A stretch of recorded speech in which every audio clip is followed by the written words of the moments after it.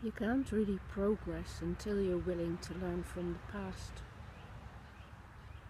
I know we're always saying be in the here and now and live in the present and just be in your life. And that is very important. It's important to be here and breathe and really allow yourself to soak it up. But you can't really improve from your learning until you start looking at what you've learned and you start facing the things that have gone wrong. So you have to learn to pay attention in the now to the things that bother you from the past and that come back to you and that are in your mind and won't go away. And you have to learn to look at those without blaming yourself and without holding it against yourself, but just with a willingness to figure out how you could do it better next time. And so you learn to go back to the past and retrieve the learning and actually really value that. Instead of telling yourself off, you compliment yourself for being brave enough to learn from these errors and from these mistakes.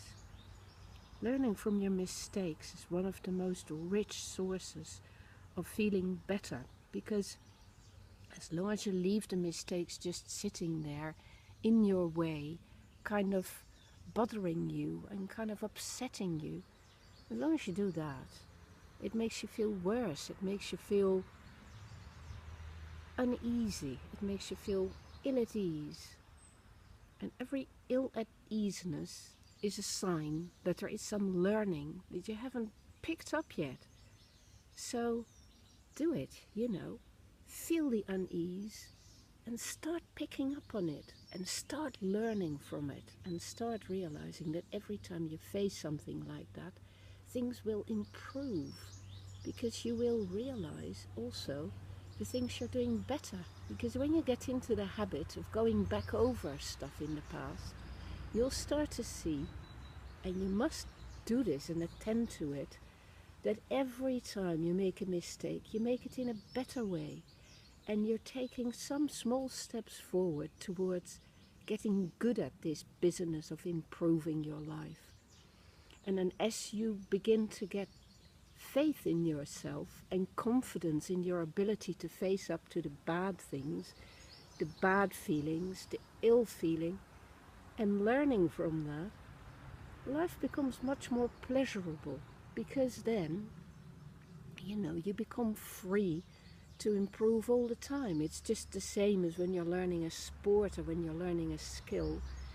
Every time you do it, you might, make the same mistake again, but every time you do it, you make it a little bit less badly so, and you're beginning to get that feeling of how you could really, really get a hang of it. And that feeling of getting good and getting the hang of it is so pleasurable that life becomes good, and that even the challenges actually begin to shine out at you as opportunities to practice your skills and to improve them. So that very sense of learning and improving is what makes life good.